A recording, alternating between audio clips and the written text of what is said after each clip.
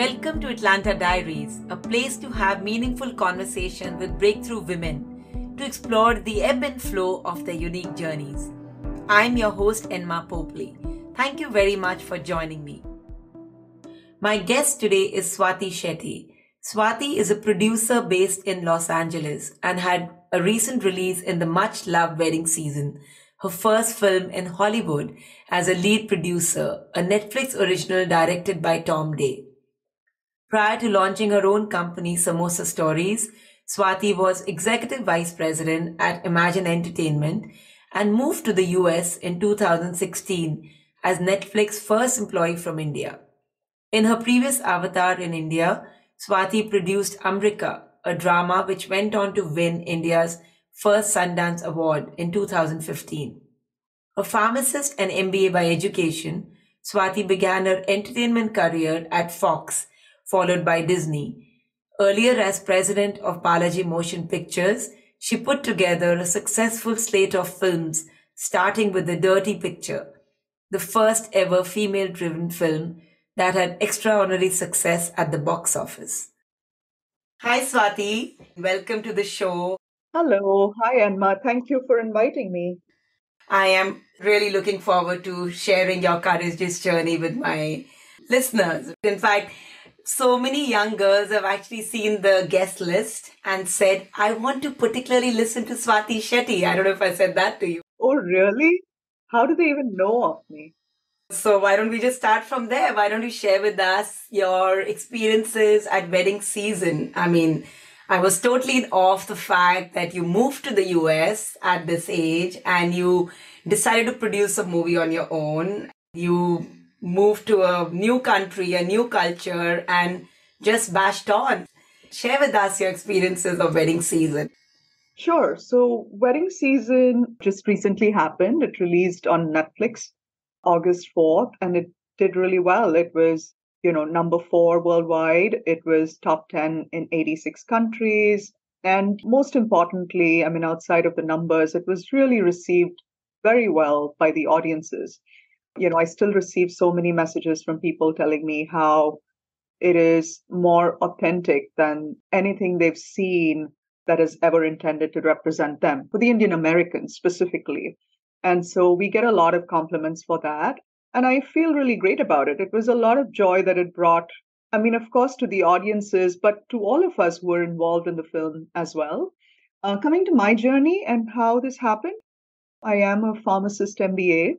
And like most good Indian girls from a traditional South Indian family, I did not want to be a doctor. And so I ended up doing pharmacy. I did not ever regret it. It was a great journey. I made some really close friends. I still apply the learnings of some of it, and suddenly listening to so many podcasts of wellness and health that my fundamentals in pharmacy sort of help as I listen to them. But yeah, at some point I realized that this may not really be my calling. As much as I enjoyed it, and I liked so many of the subjects that I had to study in pharmacy as well, but it didn't come so naturally to me. Like I couldn't see myself in a lab researching something or a new drug. And I didn't know what though, right? Because I think from my childhood, because of the traditional upbringing, I did not allow myself to dream freely. So I think that my dreams were sort of contained, right? So even though I enjoyed music, I was a singer, I enjoyed just about everything creative. Then destiny would have it. I had a job at StarTV, as you know. I did advertising sales for 5 years. And then when Disney came into the country, I joined Disney with a condition that I would move once the ad sales is set up and their revenue thing kicks off. I would move to something else because by then I knew that I wanted to be on the creative side of things. Now, obviously, it's very hard to move from the revenue side of things to being creative, right? But as luck would have it, there was a job in content distribution that the management put me forward for. And that's when I had my new job, which was a little bit of a transition in that sense towards creative. But it wasn't still creative. It was Disney ABC content distribution. And that business grew by about 60% or so in the first year. And just by virtue of the fact that I had delivered a couple times across 2 businesses, I was put forward for the studio job. at one point, which was the Disney studio. And in India, films were just beginning to get more organized. If you remember, it was a very unorganized industry at a certain point, and this was just pretty much the beginning, right? Studios had just about come into our country, and there was a certain gap in the way we would function in India and the way America would function, because most of these multinationals were American, or almost all of them. And so I think somewhere the business side of things helped transition into that role. And by then, I'd also begun to know that I loved film. I enjoyed watching. And to date, I think that is my best teacher. And I did everything to compensate for the fact that I wasn't from the film world. I'm very aware of it even today. Like, I know that I'm not film educated, in the sense, not film school educated, let's say that.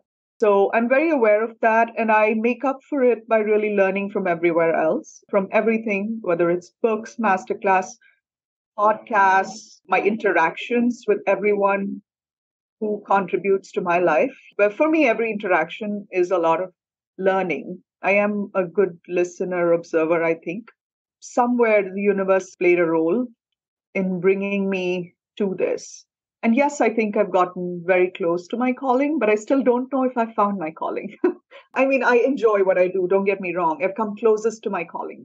But is the producer thing my calling? Yes, maybe. But there could be other things. I don't know. Did that answer the question? That's great. It answered the question and a lot more. It gave us a good 360 view and understanding of Swati and her journey. So Disney Film was like the first film job. And then, I had a great time just knowing that this is for me and I love film. I began to watch so many films from all over the world. Then I moved to Balaji as head of their motion pictures business. I was president motion pictures at Balaji for a while, and that gave me a real introduction to Bollywood. I met with everyone from Bollywood, tried to build out a whole slate. That was a great experience. We made Dirty Picture. And at one point, I think, again, the creative side of me kept talking to me all the time at every stage in my life. And I wanted to make films that I could connect with more as an individual versus looking at it as just as a business, like being more involved creatively in the storytelling. And that's how, when I quit and started my own company, Samosa Stories, Umrika, the film that is currently on Netflix, happened. We won the Sundance Award with that film. So that was definitely one of the braver moves in that sense. And then from Umrika, once I finished Umrika and we did the festival circuit for almost a year, Netflix called and they were setting up India, but the job was in the US. And it was a big call. But then, for me personally, I had done a lot of things within the media and entertainment space. I had come closest within that to what I really loved doing. And within that, I had understood almost every part of the business. But digital was very new. And what would have been the best way to learn digital and get exposure to it, if nothing better than Netflix at that point, right? And so, yes, I had to make the sacrifice of leaving home and my parents and the city I was born in. But to be honest, I was ready for it. I had spent 4 decades in my country and I had learned what there was for me to learn in those years. And I wanted to be able to apply some of what I learned and to learn more. Like, I wanted a bigger landscape. I thrive on learning and I feel like I'm always looking for more. So, and that's how I made the decision to move to the US and stay here. This was a very good summary of your journey thus far and what drives you and what keeps you going. What really stands out for me is that you're like this constant learner, and learning has been your driving factor, whether it's a new role or a new job or a new project. What did you learn in this biggest change, like moving from the East to the West, from India to the US, a completely new culture, I would imagine? How did you navigate the culture, and what were the different maybe culture shocks, if any? I don't know about culture shocks. I mean, they were not, shock would be too much of an extreme because it wasn't like I had never been to the US, right? Before I really moved, at least for about 16 years or so, I was coming off and on. My sister was here. I worked at Disney and just all of that. And of course, with Umrika, Sundance and everything. So I had definitely been to the US multiple times. But yeah, living here is very different. But I think I had welcomed it. So that helped. I don't think I was afraid. But at the same time, I didn't have time to really absorb it and watch because everything was moving so fast. Like I moved here and I was pretty much working on stuff, on deals, helping the person here even before I officially joined Netflix. So when I got here, I was at work. Like I got here that weekend and on Monday I was at work and it was just about the beginning of Netflix in that region. And so I was extremely busy. I was going back to India 6 times a year. I was jet lagged through the year. My friends, my family, everything was that Netflix building, really, because that was my first home. I wasn't even driving for the first 6 months. So all I did was really worked. But it was really a great time because I got lucky that I moved to the US with a company like Netflix. In that I was taken care of. I didn't feel lost. It's not like I had to go out of my way to build a community, know people, to be able to ask questions on where do I buy this or how do I get to whatever. Netflix took care of a lot of it. They actually had a relocation manager for me who drove me to DMV, to the bank, to set up things, gave me a little bit of a culture introduction. And then I had friends, colleagues now, when I think of it, they are colleagues, right? But they become your friends at that time because you're new to the country. And so I would ask them questions. I remember one of my colleagues actually coming when I went to pick up my first car because this was my first car. And this was the first time I'm driving with the wheel on the other side. And I was a little afraid to, and she and her husband just showed up. So the fact that I joined or moved to the US with a great job, with a great company and with some fantastic people around me, that helped. And to be honest, over the years, I've realized that it doesn't matter where I am. Like, I think of myself like most other people. I am also a global citizen. I could be anywhere, but the person I am will be the same. Environment around me could change. And it's not that difficult for me to adapt. Are there things I learned here that were, addressing your question in terms of the shock? Were things new to me? Of course, a lot, and there were many things that I didn't necessarily see or learn immediately, but over time.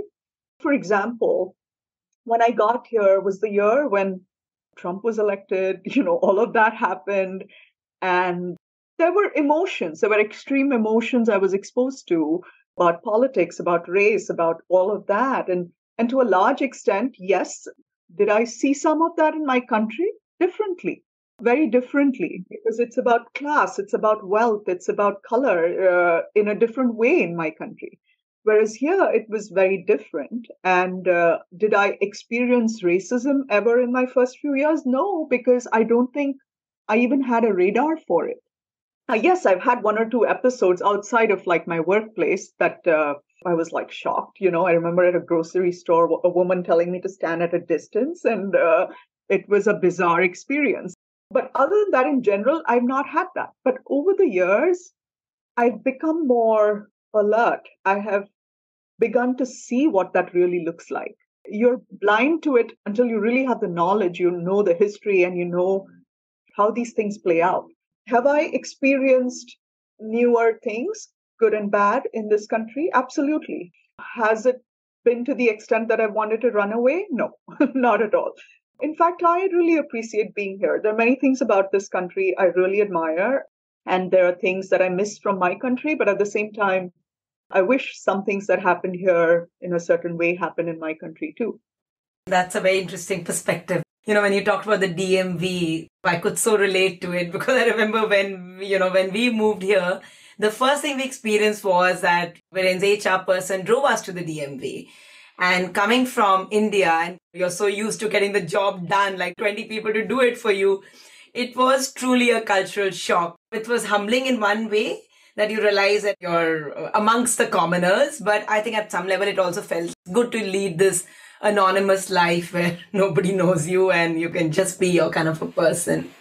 Yeah. See, for me, that way it wasn't, because I think I was quite a commoner even in India. Like I was really doing my own thing. I remember going right before I moved here, I went to just make sure my address and all that was correct on my India license. So I pretty much lived like that even there. So those things didn't really change for me in that sense. It was probably that stint in Chandigarh, it's small city and you can't hide in Chandigarh. No, I see absolutely what you mean. And especially when you're a family in India, you make sure to have a lot of help. But I've been single most of my life. I've had to do these things for myself. And to some extent, I don't need too much help because then I feel it takes away my privacy. So even in India, I would prefer to do a lot of things by myself. I love the way you said you welcomed the US. We also spoke about the fact that Netflix wanted you to go back to India.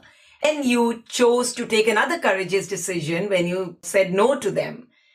What drives you then? Where does this courage come from? Thank you for saying that's courageous because I think it needed courage too. But I'm sure some would say it's foolish, because it was a great job back home. And I was aware of that. It was a fantastic job. It's a great company. I loved the company. I really enjoyed working there. I'm, in fact, very grateful that I had time there and worked with such smart people. I could have contributed a lot more had I continued to be there. And I was very much aware of it. But at the same time, if I looked at just purely the company and I had to make a decision for the company, that would have been the best decision. And that is why I have no grudge against Netflix for wanting me to go, because it was the best decision at the time. Personally, though, it wasn't the best for me because it was a big call for me to move from Bombay to the US at one time. And at that time, there was no plan for me to head back, right? Also, in terms of going back to this thing of how do I move forward? I move forward if I'm learning new things. For me, that's very important to stay alive. And so, in a way, if I went back, I wasn't ready to at that point. I needed to learn more. I wasn't done with the US. I wanted to get more exposure. I wanted to make more films. See, eventually, I had already known that I wanted to produce films and I wanted to create content. This was the first step towards that in a way, right? And if destiny or the universe brought me to the US, I hope and I really think it did have a plan and I hope it does. So it was an easier route to take and go back to the country, make my money, my salary, blah, blah, blah. But I chose to stay back because just my instincts said no and I wasn't ready to go back. It was hard. It was a very hard decision, I will tell you. It was definitely one of my harder decisions, but it was also a decision where I wasn't for a moment unclear. I was very clear and that helped. I was very sure I didn't want to go back. It's not every day that a girl from India, firstly, who wasn't even allowed to dream film, then gets to film, then makes a film that wins India its first Sundance Award, then gets an offer from the US for streaming, then moves. And this is her opportunity in Hollywood to be able to do something. Now, will she? I hope so. Well, she made one film, but I hope it's a longer journey and I hope my dreams come true. But if I headed back, I'm not sure when I would come back, whether I would have an opportunity to come back. And Netflix wasn't willing to give me that guarantee either. So I don't regret that decision, though I will say it's not like it's easy to say that either. It's hard. Every day is hard when you've chosen the tougher path. But let's see, time will tell. I love your optimism, Swati, and I so believe in the law of attraction. So let's just go with that. Let's just go with that theme and that perspective. Stay optimistic and you're headed for great stuff and you're going to make the country proud. You've said that you come from a conservative community and there were clear do's and don'ts, right? So I'd love to double click on how did those early years shape your journey? So I would say more traditional in that sense. Yes, conservative, but with in a different perspective. My parents came from the Band community, and there was a certain thing about the word my father used always was maryadi, which means izzat in Hindi. Izzat se rehna. Like he did that even like a month ago when I was in India. Like wherever you guys are, whatever you do, live with dignity. So that dignity became like it was taken to extremes and it was the definition of the community and the standards of it were different for men and women, right? Secondly, boys were always shown bigger dreams and allowed to have bigger dreams. Also, at that time when I was growing up, dowry was a big thing, which is another reason why it was taken for granted that girls, irrespective of what they did, they studied, they were going to get married, and the dad would have to give a lot of dowry to get her married. So who cares about what she studies eventually, right? So my dad wanted me to be a doctor. So there was always this dichotomy. If you ask me honestly, my dad is the guy who gives me all this courage and who taught me courage. It is in him that I saw courage, and who always spoke about being brave. And at the same time, he's the guy who pulled us back from doing some things because he was afraid. There's a part of him who was a father of three girls, and he had to live by the standards of the community. He did not want us to marry intercaste. That was the big thing. It wasn't even inter-country or state or anything. It was literally even like intercaste, right? That was the word that was used the most at the time.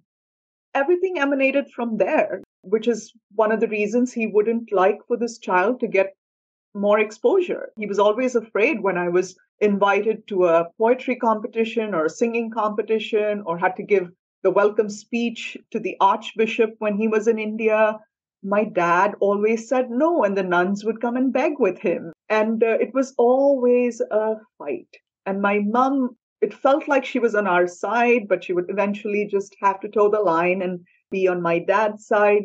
And I can't blame him either because he knew what he knew and he came up the hard way. He is someone who moved from the village at age 11. He had a sense of duty and responsibility to his family. And so he studied night school. He worked in the day. He did not allow the restaurant owner to adopt him when he wanted to. And my dad felt a sense of responsibility and said no.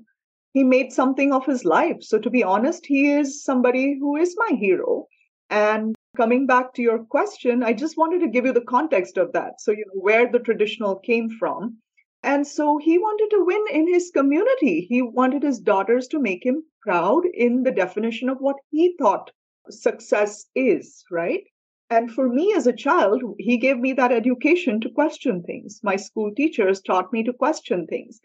And we were full of questions because we were seeing all these things happen around us. And we were like, why aren't boys and girls treated equally? Why would you want me to marry XYZ? But a lot of times we weren't even allowed to ask those questions because all of those things were taboo, right? And so I think there was a part of me that knew that at some stage I would move away from this all. There was a large part of me that was also not afraid, but bogged down by the fact that, is this the life I'm going to live? Like, am I going to be like every other girl from my community who gets to a certain age, whatever she does, studies? Even I know doctors who married a hotelier or something and then, didn't even end up practicing and they're home with their kids and they're living in dignity, right? I'm not judging their lives, don't get me wrong. But what I'm trying to say is that wasn't for me. Did I do it? I did it to some extent, to a large extent. And the reason I think many things in my life took a longer time to get to where they were probably meant to was because I lived for parent approval. I wasn't rebel in the technical sense of it. I wasn't that child who rebelled in that sense. But slowly I did, right? In different ways. But I wanted them to be okay, even though I think that I have worked at getting over parent approval. I think a large part of me has been conditioned with it. I can so relate to what you're saying, Swati. Coming from a small city like Chandigarh, I can totally understand. Our parents completely conditioned us. And there's a funny sense of guilt also if you do something which was different from what they explained to you, right? That's what stood out for me when you were telling me. I have to share a very silly example on that note. Like, I've been a teetotaler all my life. And during the pandemic, the boys were after me that, okay, now you can at least have a glass of wine with us. And it was almost like, confession one of the priest. When my dad came to the US, I just told him, listen, I have started drinking wine. And I felt so much lighter after that because... Yes, I totally understand what you mean. Yeah. That's a very beautiful story though, Swati. And I'm curious to know, how is your father responding to this journey of Swati? Well, I don't know how I can make this sound better, but I don't think we gave him an option. I think after a point, we didn't give him an option. So he had to just live with it. We did some things that he wanted us to do. We're all well educated and we all did the right things. We didn't ever, he didn't have to deal with us doing drugs or anything like that. And, he didn't get complaints from other people about us. We were really well-behaved children. When I hear stories from friends, I definitely think my parents were lucky in that. We were really good children. And over time, I think it was just due to us to explore life and to see what's there for us and to move forward and to make our choices. And I am grateful that each one of us had our own paths and we found that. And we found the courage to make our own call and make some decisions, knowing well that our parents may disapprove and may not be a part of our lives. And at that point, you think, oh, they're going to just abandon me, maybe. But you have to make that choice because at the end of the day, it's your life. And I think you asked me this question about what would I tell my younger self, right? And I think about this often. One of the many things would be that I don't think age determines wisdom. Because somebody is older than me, that they have more wisdom, or because I am older than someone, I am wiser than someone. That is not true. More so in India, the respect just purely for age is something that I am not a fan of anymore. Do I still respect people who are older? Yes, because it's ingrained in me. And it's very hard to shed that. But is it something I would teach necessarily if I had children? Would I teach them that? Maybe not. I don't think so. And I don't think also age determines the length of life. Because somebody is older than me doesn't mean that they will die before me, right? So all our lives are short. So we all have to make the most of our lives. And if as a parent or as an older person, you want to control my life to that extent, then maybe all my life is controlled by you if I don't take on the reins at some point. What if I lived only till 25 and my dad was controlling my life up to that point? And then that's the only life I've lived. That mindset needs to change, especially in India. I mean, I don't know the whole world, but I definitely see in the West it's a little different than back home. Yes, there are some people who still are like that here, but it's definitely different. Like at a certain point, there's more freedom that kids have compared to in India. And India has also changed, to be fair.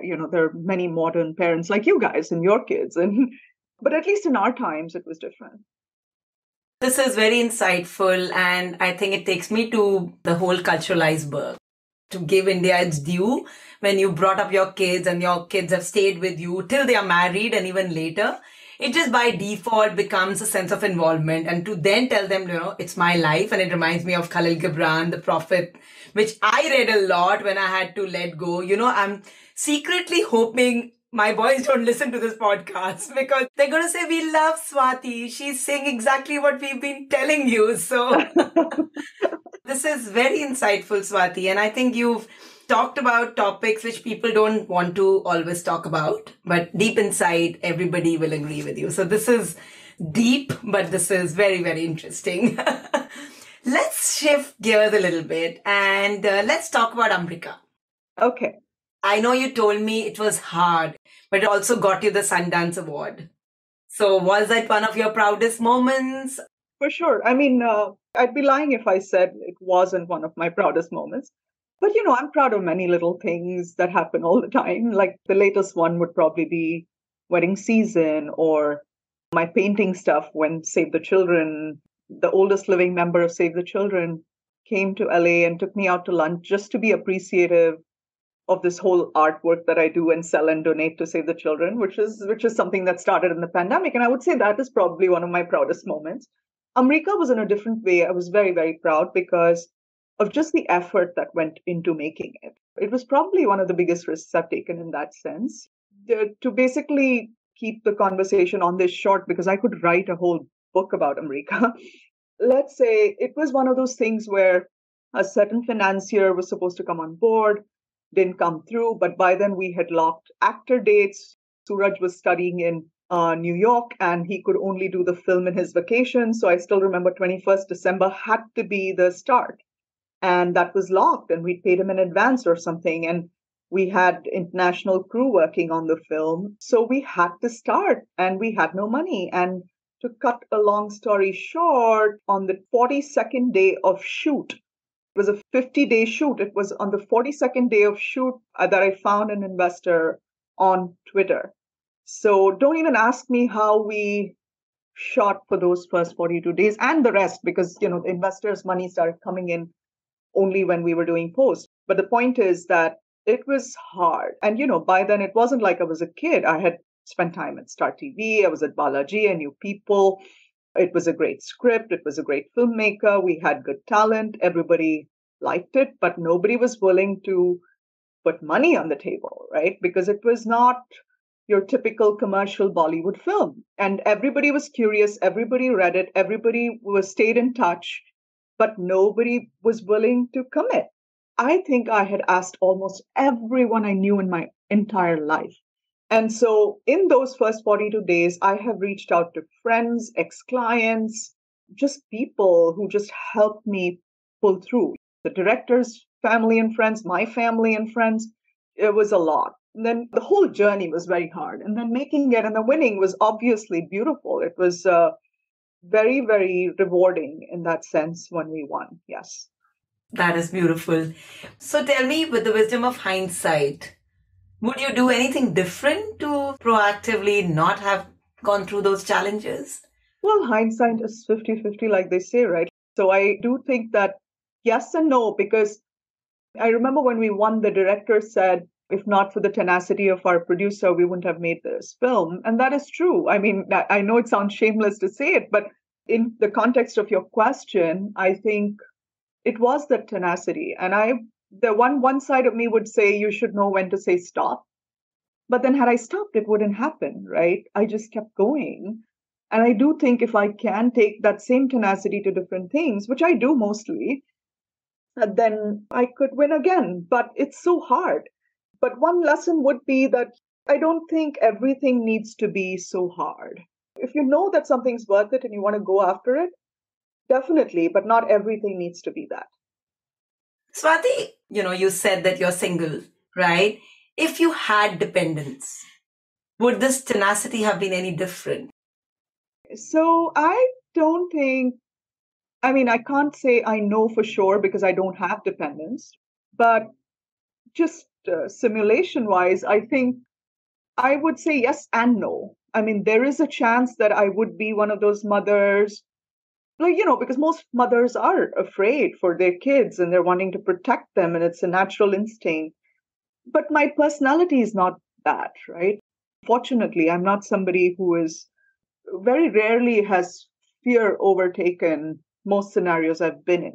To some extent, I do think as a parent, maybe it would limit me. But in other ways, I think not. It's not like I wasn't aware of all of that when I was going after something, right? And my priorities are clear. If my dad called and he needed me today and I was in the middle of, let's say, Umrika or wedding season, whatever the hell, or even the Oscar, I would go. But again, we're not a family who are talking on a daily basis. So I have to be grateful to them for that too, because they're not so demanding. But it's very clear to them, and it is clear to me that if they needed me now, I will be there. There's no question. So similarly, I think if to your question in terms of dependence, family would be the priority. There's no question, right? But would that have stopped me from doing what I am doing or the way I do things? I don't think so. Because, I am not as crazy as it probably seems.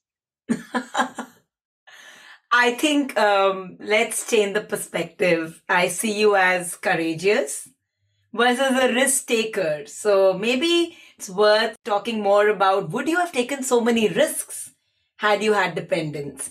And assuming that those risks could translate into financial turbulence or trouble. That's where I'm coming from. Yes, you're right. That's a good, well-framed question because, yes, I have taken those risks. And would I have been able to do that if I had dependents? Maybe lesser so. You're right. You're very right about that. Even today, I'm not still there and I'm still taking those risks and I'm still doing that stuff. I'm probably able to do that because it's just me. As a single person, I can downsize and not live in the house that maybe I would want to live in with kids. I could be more minimal. I could cut down on trips. I could cut down on whatever. My entertainment can be less because I'm focused on something that is more of a priority. But when you have kids, you cannot do that, right?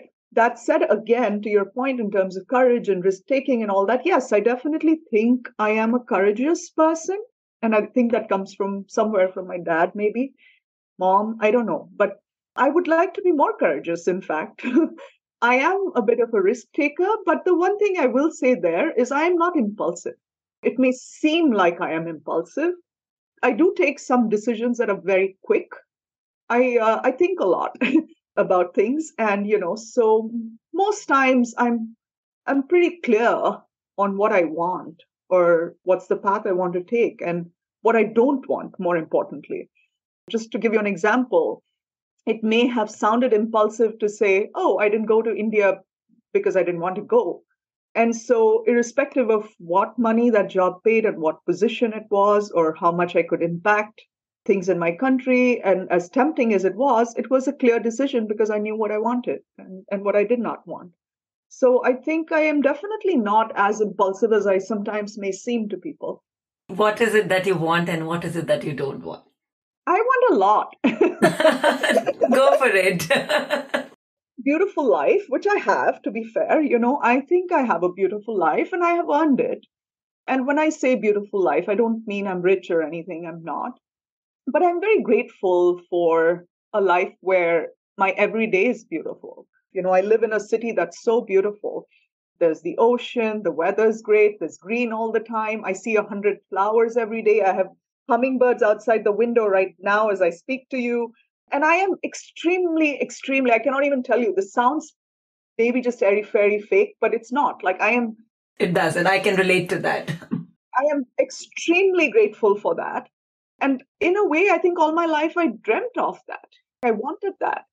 And the fact that I am grateful for it makes me never take it for granted, because that also continuously inspires me. And what do I want from life? I want that. I want my everyday to be great.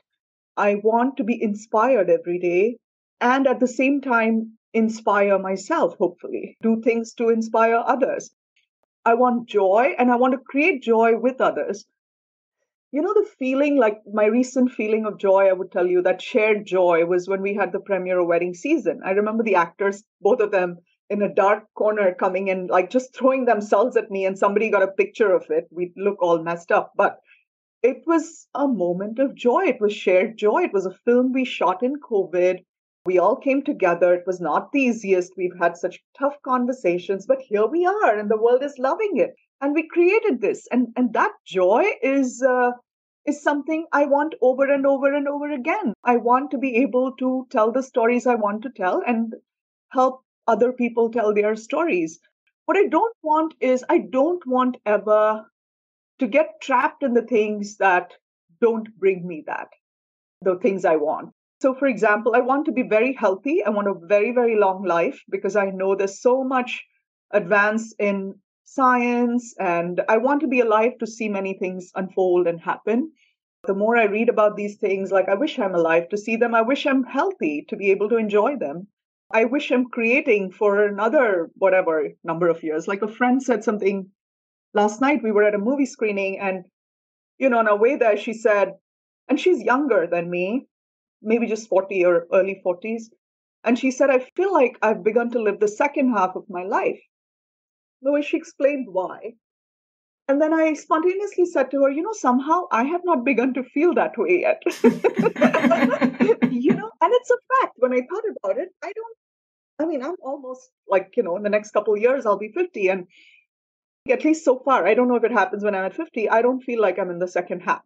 Because somewhere in my head, I think we're all going to live much longer than we think. Of course, with the exception of pandemic and whatever. And I want to be really using that time to create. Like, I don't feel like I'm running out of time or anything. Yes, life is short, but it's also long. I do hope that I'm mentally healthy and physically healthy to be able to do all of that. Swati, you spoke about inspiration, right? Have there been any role models in your life? I like to be inspired all the time, right?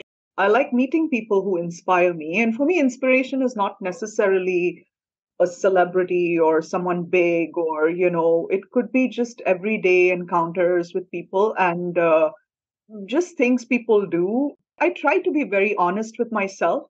So when I am inspired, I know. When I feel sadness, I know. I'm like closest to my emotions. And so I let it flow. And which is why it also helps me with work, because when I read something or when I watch something, I know how it's affecting me. I allow myself to be inspired. I am observing all the time. It's nature mostly. And I think it's nature in a bigger sense. Like I would put people in that. So you spoke about Ekta, for example. You said she and I are very different people, but yet she inspires me a lot. Oh, she does, because Ekta, for one, is somebody who is extremely passionate, knows what she wants, goes after it. Again, she is not somebody who's not afraid. She has her own fears, but she overcomes them. She is constantly learning. She puts herself out there. She takes risks. And I think those things I admire because it takes a lot of effort. It takes a lot of courage to be able to do those things. I actually admire anybody who is able to overcome their weaknesses or the cards that were dealt to them, deal with them in a way that they make something of it. When I watch shows like, for example, Love on the Spectrum, it's a show on Netflix you must watch. I will. Mm-hmm. My language, I hope, is not wrong, but these are people with disabilities, right? Like learning disabilities and people on the spectrum. And just their way of coping with life, of finding love, it's just amazing. And the triumph that comes after, that's real joy. I think there is no joy when everything is laid out for you on a platter. Like if you ask me, would I have wanted to be born to a billionaire? Would my life have been different in a better way? No, I don't think so. I was just born to the right guy and I was meant to have this life because I don't think I would have had an appreciation for many things if I was born to entitled upbringing. Talk to me about your journey as a leader, right? You know, my son is a film student, and I remember I used to see small mini productions which he used to do as a part of his course. For me, it was such an eye-opener when I saw that shoot which he did in an apartment in Bombay. And therefore, if I had to extrapolate Wedding Season or any other range of movies that you produced, share with me, how did you navigate that journey as a leader? I mean, I'm still learning, right? Every day, every film is a new experience. Rather, everything you do is a new experience, not just film. But in film, it sort of comes together very interestingly because it's truly something that could not happen with one person. Like there are many other things where people could say, oh, it's my doing and I don't have anybody to thank. It's just me. I did it. And there are many things, right? You write a book. Yes, there are many people who contribute to the stories, but you've done it, right? You play tennis and you win. If it's singles match, you did it. But on a film, I don't think there is one person who could ever take credit because it's one of those things where so many people come together and every little thing is so important. For example, something like sound, since you said your son is a sound technician, it's so important in a film. And I do think that to a large extent, some of the most important things in a film, it's almost like a thankless job in a way. Of course, they get paid, and people within film know the value of it, but the audiences don't care. And that's the job for them to make it so seamless that their work doesn't show, but it contributes to making a film so beautiful, right? As a leader, I think one, it's very important for a producer to know each of these things. I may not know the technicalities, but to know the value that each of these things bring to a film and to value all the people who bring that to a project. It's very important, I think, to me at least, that everybody I'm working with is smarter than me and is better than me at what they do, right? And more often than not, that's the case with almost all teams that I've ever worked with, because I think that's how I learn. How would I ever learn if the people around me were not smarter than me? And another job, I think that's a very important job of the producer is to enable the interactions between the others and make it seem like they're doing it themselves, right? Basically, I think a producer's job is to make many things happen without really doing them themselves, right? There's a lot of negotiation that you do as a producer. but you have to be able to find your way of being able to do it seamlessly. So, for example, HOD, head of department, has their own goals.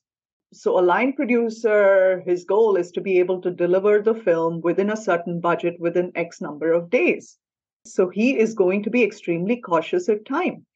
An actor has to be able to be in the best frame of mind, in the best physical, whatever appearance that is desired by the director, and deliver on acting. The director has to bring all of this together and make the actors perform and get the best shots to be able to take to the editor and make a film. Now, if you look at these objectives, they're already clashing because the line producer wants to make it in X time, whereas the director will make sure he will keep going till he gets that best shot, right? And the actor can afford to be a bit whimsical and say that, I am on a creative path, I'm on a journey, I'm not ready yet, I will be there. You see what I'm saying? Yeah. And then that's where the producer comes in to be able to basically optimize the situation and find a balance and still have them all get along and make the best film. And that can be very challenging sometimes, and then there are other entities involved because it's the who's spending the money, whether it's the studio, the streamer, the financier, whatever. There are other HODs, there are other people. And to add to that, in our film, we had COVID. So that was another huge entity that one had to deal with, the quarantines and all of that. But we won, which is the end of it all. It's such a pleasure when your line producer in Toronto sends you a message saying he's been getting so many compliments in Canada about the film, and everybody in the world is very happy, and it's a shared joy. I am just as happy as the lead actor, as the director, as the gaffer, and there's no spot boy really, but yeah. All these names ring a bell because I hear all of these from Sid, so I know exactly what you're saying, yeah. Keeping in mind all these realities and struggles and so on, Swati, what's your life lesson or leadership lesson, or what's your life mantra? My life mantra is really be brave, be beautiful. My painting page is called that on Instagram. Well, I spell beautiful as the film, which I like, the Inaritu film. But be brave, be beautiful, because I have thought about this. I have thought about what is the one quality in a person I most admire, and what is the one quality I need personally when I approach anything in life. And what I mean by beautiful is not really just vanity, right? I think the outcome needs to be beautiful. So the intention is to do something in a beautiful manner. And that beautiful is a definition in my head. But anything, any situation you apply this to, like simple thing, right? Like you're in a conundrum about something and you have to make a decision. Do I let this go or do I go the easier path? Now, what would my be brave, be beautiful mantra tell me? What is the most courageous decision I would make in this scenario where I'm doing it without fear? And I more often than not never second guess that, which is also one way of going back to your question that you had a few minutes ago about risk taking. That also helps me. And then be beautiful. I mean, like the outcome needs to be beautiful. Basically, like I would say, the closest word would be grace. Do everything with grace. I mean, in the situations we are all thrown in, it's very hard to get that always. Exactly like a film set, for example. It's very hard for a producer because you're saying no more often than not. You're saying no to spending more. You're saying no to an X costume. You're saying no to this, no to that. But how do you do that in the nicest possible manner and still not waste time and still be efficient? Or in personal decisions also, whatever that may be, just be brave, be beautiful. Yeah, I like that perspective. To me, it comes with a lot of empathy, right? So what you're saying is, you give the example of being grace. It's like reacting to a situation versus responding to a situation, Yes. You're going to do the job, but the how becomes pretty critical, yeah.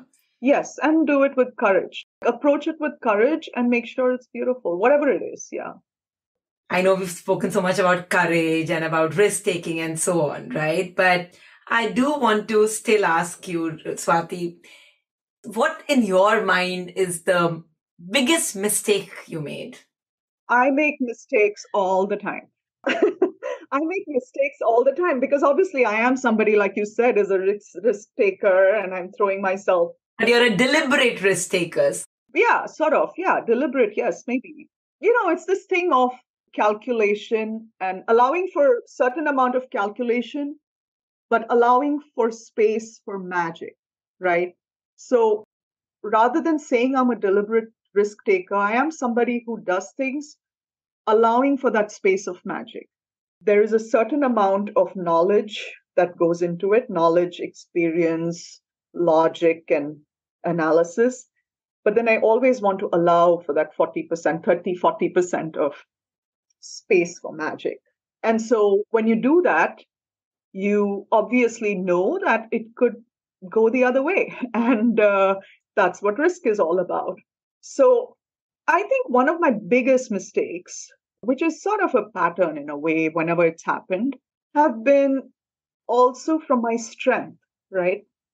One of my biggest strengths is my sharpened instincts or intuition, you may call it. And I think it comes from the fact that I'm fairly disciplined in the way I do things, and then I allow for space for magic and take that risk. When you do that over and over, your intuition gets sort of sharpened and your instincts get stronger. And so over the years, even without consciously knowing it, I have done it. So I think I do have sharpened intuition, and it's easier for me to go more right than wrong when it's a decision like that. But where my mistakes happen and where the weakness lies is when I second guess that intuition. So there have been times in my life, small and big, but mostly big. With small, I never second guess my intuition. More often than not, with big also, I never second guess my intuition. It was something as simple as coming to the US. Nobody knew. I didn't talk to many people. I had the offer. I just left. Like a lot of people got to know after I came to the US. Most people, other than a few close friends. I didn't ever second guess it. I knew, okay, this is something that the universe is giving to me. I'm going. I didn't overthink it. But when I overthink things, I make the mistake. And I've done that a few times. One of the things I make that mistake with often is probably relationships and people. And I don't mean just like intimate or personal relationships, but relationships in general. I usually have a very long rope and benefit of doubt and, don't judge. And I try not to judge. I know it's very hard for us as humans not to judge. But in that endeavor always to not judge, I always have a longer rope and benefit of doubt. More often than not, I have only won because of that. It's only held me in good stead. But there are times when I have made mistakes with that. And I don't know if that will ever change, really. I think it will happen again. Mistakes will keep happening so long as I learn from them. So, you remember I mentioned to you that I did this little survey across the globe with around 300 women. And interestingly, the learnings of the survey were quite consistent. And picking up from your corporate experience, I'm going to ask you a few questions and I'd love your perspective on that. For one, a lot of women said men have to simply state, but women have to convince. The other was, how do we get the rightful seat at the table? How do we get our authentic selves to work? So interesting. And I don't know if there's any right or wrong. With every case, it's different. And secondly, I don't know if I have been able to really overcome these things completely, or I don't know if anybody has. It is hard. Whatever age you are, whichever stage that you are in your career, you're still convincing and you're still proving to people that you can, right? And to your point in terms of men's state and women, I'm not the kind of person who sort of talks to these things too much, not because I don't believe they're true. Of course I do. And I've experienced them a lot. But it's just that the more I talk about it, I feel like we're giving that so much more importance and we don't move on in a way. But I also realize the importance of being able to coach younger people so they don't make the same mistakes as us. One thing from my corporate experience, I would say to every woman, every man too, actually, every young man and woman, is do not fear Again, coming back to courage, right? Don't fear. And I have myself been guilty of it. In my younger days of corporate life, I have been in situations where I am not sure I would react the same way as I did when I was younger. I am sure I would stand up and speak up for myself differently. I always did speak up for myself. I'm not somebody who holds back when there is something to say. But I think I could have done it with more courage. I could have done it in better forums. I could have been less afraid of the powers to be.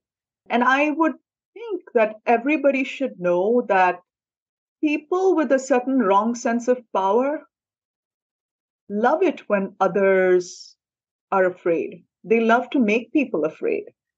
And don't fall for that because life doesn't begin and end with one episode in your life or one story or one job. There's a long life ahead of you. Nothing is the end of something. I know it's hard. I know you have to take money home. I know you have to put food on the table, but show a little courage there. Know your worth. I understand insecurity that you would lose your job, but really, are you that person who could do nothing? I think anybody like us who has had a corporate job, and I'm not talking about a certain level, I'm talking about even if you're a starter at like an organization in a corporate job, then you've already studied that much, you've come that far. You can change industries if you had to, right? But if you want to make a point and if you want to basically tell people that, listen, this can be done differently, or I have a better plan and I want you to see it. And then if you're still not getting respected, I think you should move on. I would have probably done different things in my younger life with just a little more courage. And I feel be true to yourself. Like they say, borrowing from a complete cliche, actually, that there is no other person like you, or something to that effect. There is no other Enma, or there is no other Swati. There is only one. So why not just be that person? And I believe in that because I feel like in my case, for example, I'm a straight shooter. I am not so great with language always. It's not always nuanced, and I am not mollycoddling people as I give them the message, right? But if you ask me, is it always great? No. Some people do not receive things the way I intend for them to receive it. But more often than not, people trust you because they know you will give them the truth. They know that when I am then complimenting them, they know it's real. And so I think you should definitely be true to yourself. You should definitely be brave. And on the side, I feel just keep on that journey of knowing who you are and what you want. Because I think that confidence that comes from that space helps you in the other space. Because your life is not determined then by where you work, who's your boss, what you do, because you are you, and then, or how much money you have. I don't think life should be that. The moment that changes, you have more courage. And I think that would be my advice to younger people. And also, don't make work your everything. I am still guilty of that, but that's by choice because I enjoy my work. But at the same time, I do think that when I say don't make work your everything, I don't mean don't give all your hours to work. Give all your hours if that's what you want and that's what you enjoy, right? But that is not life. That is not 100% of life. It is part of life. What's next for Swati? Well, I hope a lot, like I said. You also spoke about bringing in a different flavor to cinema in Hollywood, right? Bringing the global representation to Hollywood. I would love to do that, to be honest. I don't know when and how. I don't know when I will find that opportunity, the capital, and everything that goes with it to be able to make that happen. But I would love to have that opportunity if it happens in my lifetime. I would keep wanting to make great films. In a small way, Wedding Season did that because if you and I watch the film because we are brown people to some extent from India and all that, it's another film, right? But to a lot of people, a certain community, Indian Americans specifically, it did so much for them, right? So that's what I mean when I say telling stories of people that haven't been told before, because people like to see themselves on screen. Yesterday, the State Press had an article from this writer called Sophia Balasubramaniam, I think, or Balakrishna, but just out of the blue, this was not RPR or anything. She just wrote an article about how for the first time she felt represented. It was so amazing for me to read that. And I want to do that. I want to tell those stories.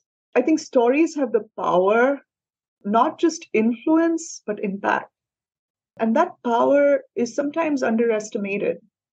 And I'm lucky to be in film. I feel fortunate every day. And I hope that somebody helps me, enables me to be able to tell these stories and things come together and magic happens.